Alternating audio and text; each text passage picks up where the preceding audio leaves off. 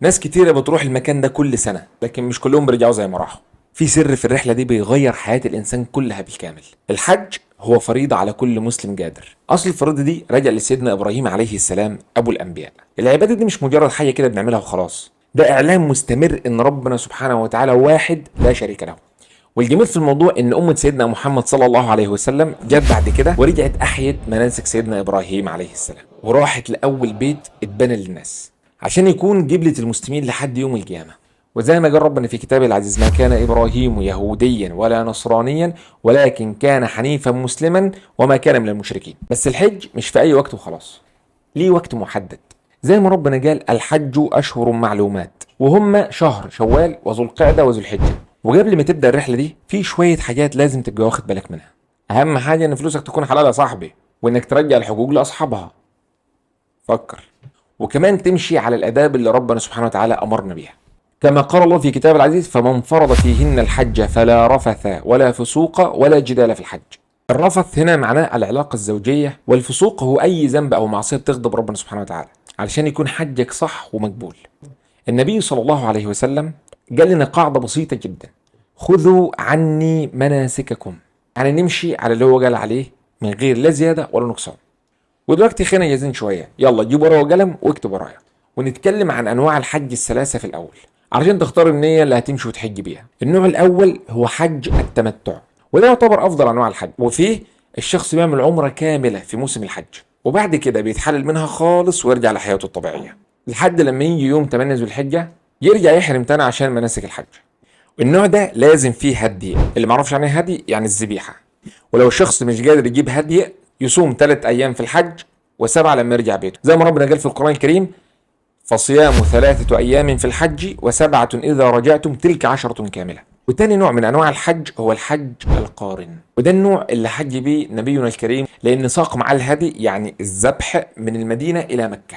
النوع ده من الحج هو الشخص بيجمع في ما بين الحج والعمرة في إحرام واحد خالص، يعني بعدها بيعمل العمرة ومش بيحل الإحرام بتاعه، بيكمل بالإحرام بتاعه لحد ما يخلص الحج كامل. وكمان النوع ده عليه هدي. تالت نوع هو حج الإفراد، وده معناها ان الشخص ينوي الحج ولكن بدون عمره، والمفرد هنا ما بيكونش عليه هدي. ودلوقتي جاء وقت الانطلاقه الحقيقيه. هتعدي بالطياره او بالعربيه على الميقات اللي حدد النبي صلى الله عليه وسلم حسب البلد اللي جاي منها الشخص، وغالبا كابتن الطياره هو اللي هيقول لك فين الميقات بتاعك اللي هتحرم منه. قبل ما تدخل في الاحرام يستحب انك تعمل اغتسال، حتى في المراه اللي في فتره الحيض. بالنسبه للراجل هو بيشيل كل الملابس اللي فيها المخيط يعني المتخيطه، وتلبس الازار والرداء اللي لونهم ابيض، وكانك بتفتكر انك واقف بين ايدين ربنا سبحانه وتعالى. اما النساء فبيكونوا لابسين ملابس عاديه بتكون ستر جسمهم كله بالكامل، لكن لو واحده منتقبه فبتشيل النقاب في فتره الاحرام. ومن هدي النبي صلى الله عليه وسلم ان الاحرام يكون بعديه على طول صلاه، ودي اسمها سنه الاحرام. ومن هنا بيبدا الصوت اللي بيهز قلوب الناس كلها بالكامل، التلبيه.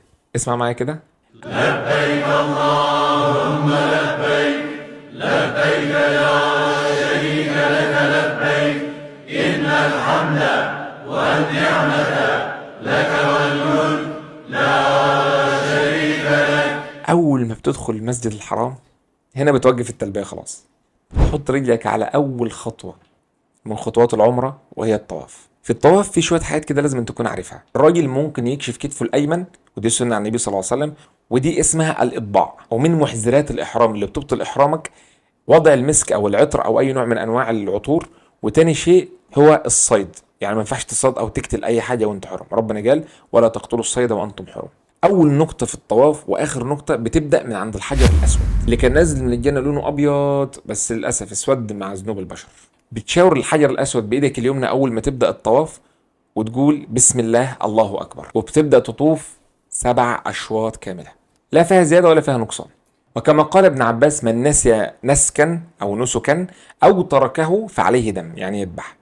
بعد بقى ما تخلص الطواف بتروح عند مقام سيدنا ابراهيم، وهو الحجر اللي كان بيقف عليه سيدنا ابراهيم هو سيدنا اسماعيل عليه السلام وهم بيبنوا الكعبه، كما قال الله تعالى: واذ يرفع ابراهيم القواعد من البيت واسماعيل ربنا تقبل منا انك انت السميع العليم.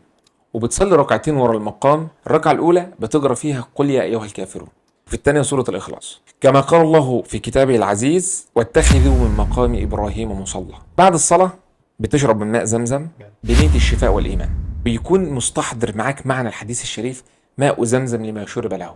بعد كده بيجي ركن السعي بين الصفا والمروة، كما قال الله في كتاب العزيز: إن الصفا والمروة من شعائر الله. بتبدأ السعي بتاعك من جبل الصفا، تبدأ من عنده تستقبل الكعبة، وبتوصل عنده وبتشاور للكعبة وبترفع ايدك وبتقول: لا إله إلا الله وحده لا شريك له. بعدين تروح ماشي للمروة، ده كده يعتبر شوط واحد. وبعد كده بترجع من المروة للصفا، وده كده يعتبر شوط تاني، لحد ما تكمل 7 أشواط. في الآخر خالص دي مرحلة التحلل. بعد السعي الراجل بيحلق شعره أو بيقصره، والافضل انه يقصر عشان يترك الحلاقه الكامله عند الحج. اما المراه فبتقص من شعرها قد عقله الاصبع كده، وبكده بتكون خلصت العمره، وبكده بتكون تحللت ورجعت لحياتك عادي خالص. في البدايه في معلومه مهمه لازم نكون فاهمينها: يوم التوريه اللي هو يوم 8 ذو الحجه اتسمى كده لان زمان ما كانش فيه ميه كافيه تكفي الناس وترويهم في منى، فسمي يوم التوريه.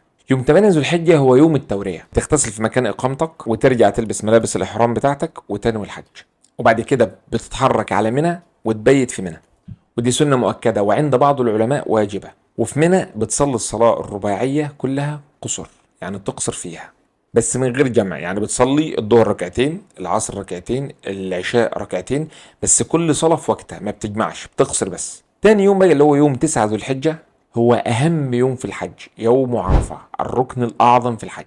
بعد صلاة الفجر في اليوم ده بيتحرك الحجاج كلهم على عرفات، وهناك بتشوف مشهد ضخم جدا، ملايين الناس واقفين كلهم مع بعضهم، وده بيذكرك بيوم الحشر. الصلاة في عرفة بتصلي الظهر والعصر جمع تقديم وقصر، يعني بتقصر فيهم ركعتين وركعتين بأذان واحد وإقامتين. ويوم وقفة عرفة بيبدأ من أول طلوع الشمس لحد زوال الشمس أو غروبها في اليوم ده، ولو دخلت عرفة قبل الغروب لازم تفضل قاعد فيه لحد غروب الشمس. بعد غروب شمس يوم عرفة بنتحرك بسكينة وهدوء إلى المزدلفة، أو كما تسمى المشعر الحرام. اول ما توصل هناك بتصلي المغرب والعشاء جمع تاخير وتقصير، وتبيت في المكان ده، وتقوم تصلي الفجر، وتفضل اليوم ده تقوم تذكر الله سبحانه وتعالى وتدعي لحد ما يبدا الفجر ينور. وكما قال الله: فاذا افضتم من عرفات فاذكروا الله عند المشعر الحرام. وبعد كده بيجي يوم 10 ذو الحجه وهو يوم العيد، يعني اول ايام النحر، وبتتوجه الى منى. وفي الوقت ده قدامك 5 اعمال اساسيه الترتيب فيها مش مهم. اول حاجه رمي جمره العقبه الكبرى، وده بيكون ب7 حصوات، مع كل حصوه بترميها بتكبر وتقول الله اكبر. وتاني حاجه ذبح الهديه اللي هي الذبيحه، لو الشخص مش قادر يذبح بيصوم 3 ايام في الحج و7 لما يرجع، وده كده اسمه التحلل الاول. كده بتخلع الاحرام وبيتحلل لك كل شيء كان محرم عليك في الاحرام ما عدا النساء. تالت حاجه هي الحلق او التقصير، الراجل كده عنده اختيارين: يا اما يحلق شعره او يقصره، والافضل التقصير. وكالعادة المرأة بتقص من شعرها قد عقلة العظم. رابع شيء هو طواف الإفاضة، وده بيكون في البيت الحرام. خامس حاجة سعي الحجاج بين الصفا والمروة. بعد ما نخلص الطواف والسعي بيحصل التحلل الثاني، وساعتها بيحل لك كل شيء حتى النساء. بعد كده بترجع تبيت في منى تاني، وده بيكون في أيام التشريق، وهي أيام 11 و12 و13 ذو الحجة. وفي يوم 11 و12 بعد الشمس ما بتزول بتبدأ ترمي الجمرات الثلاث بالترتيب: الصغرى وبترمي فيها 7 حصوات مع كل حصوة بتدعي، وبعدها الوسطى 7 حصوات ومع كل حصوة بتدعي، وبعدها الكبرى 7 حصوات لكن من غير دعاء. ولو حبيت انك تتعجل ينفع تمشي يوم 12 قبل غروب الشمس، لكن طبعا لو فضلت يوم 13 ده افضل واعظم في الاجر. وبعد ما تخلص كل المناسك بيجي مسك الختام وهو طواف الوداع، وده بيكون قبل ما تسيب مكة وترجع بلدك تاني عشان يكون اخر عهدك بالبيت الحرام. وطواف الوداع ده بيكون مخفف عن المرأة الحائض، يعني بيكون مش واجب عليها لو ما اتطهرتش قبل السفر. جمهور العلماء بيقولوا ان ما ينفعش تطوف وهي حائض الا ان تتطهر. وفي النهاية هنيئا لك من اتممت مناسكك، والبشرى العظيمة التي قالها النبي صلى الله عليه وسلم: من حج هذا البيت ولم يرفث ولم يفسق رجع من حجه كيوم ولدته امه. ولو الشرح البسيط جدا ده عجبك ما تبخلش تعمل له مشاركة. رزقنا الله وإياكم حج بيته الحرام. ولو عجبتك الحلقة ما تنسناش في اللايك والشير، واعملنا اشتراك في القناة. سلام.